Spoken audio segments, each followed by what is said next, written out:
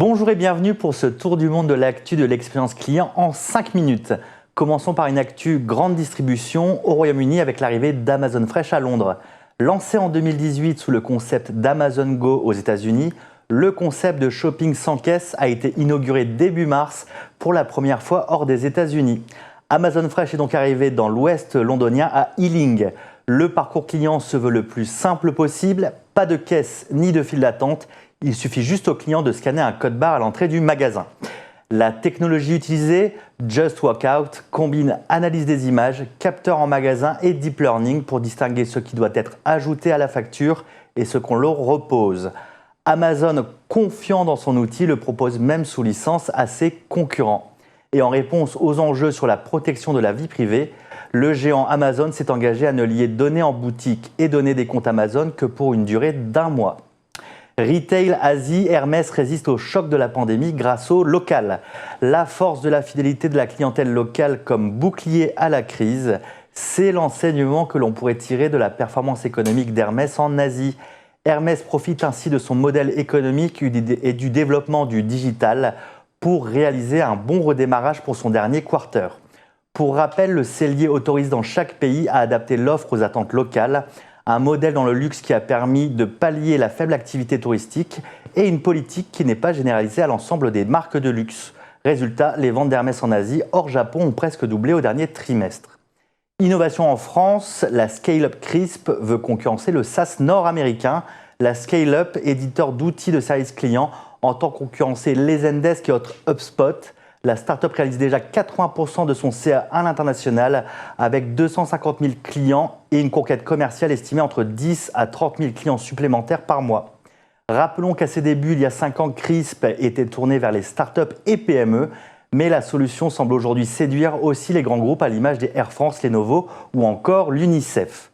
Relations France et Royaume-Uni, une Brexit Team est créée pour accompagner les clients chez le transporteur Noyon.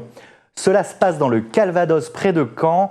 Le transporteur Noyon a développé un service dédié aux opérations douanières liées au Brexit pour accompagner ses clients dans leur échange avec la Grande-Bretagne. Rappelons que depuis la sortie définitive du Royaume-Uni de l'Union européenne, les entreprises sont tenues de déclarer leurs marchandises en transit entre leurs territoires. Aujourd'hui, ce sont plus de 700 déclarations par semaine qui sont gérées par cette task force créée il y a plus de 2 ans. Relations clients omnicanal, une nouvelle branche grand public et numérique vient d'être officialisée chez le groupe La Poste. Le groupe La Poste change de braquet en matière de relations clients omnicanal dans le cadre de son plan stratégique 2020-2030.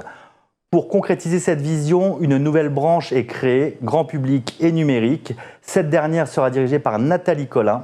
Cette branche grand public et numérique rassemblera plus de 50 000 postiers issus du réseau. La Poste, les bureaux de poste, des services marketing et commerciaux B2B et B2C.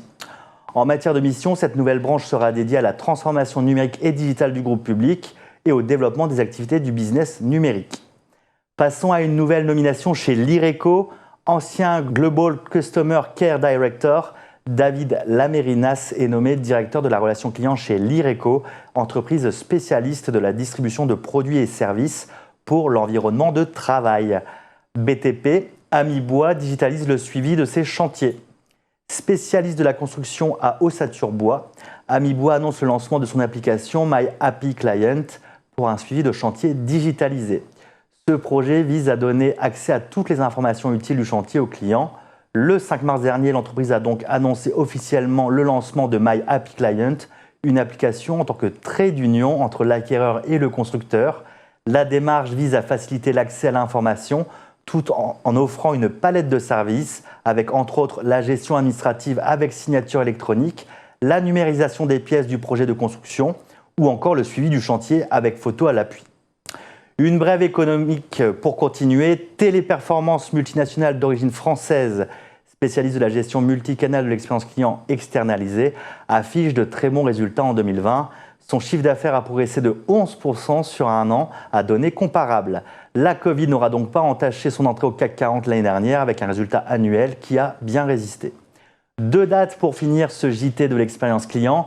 L'événement Engage porté par Skippers, regroupement de Mediatek CX, Tister, Avis Vérifié et Surprise qui aura lieu le 7 avril et les 3e éditions des Agora Live de l'expérience client qui se dérouleront du 4 au 6 mai prochain et qui porteront sur le thème de expérience client et collaborateur, comment les satisfaire et les engager.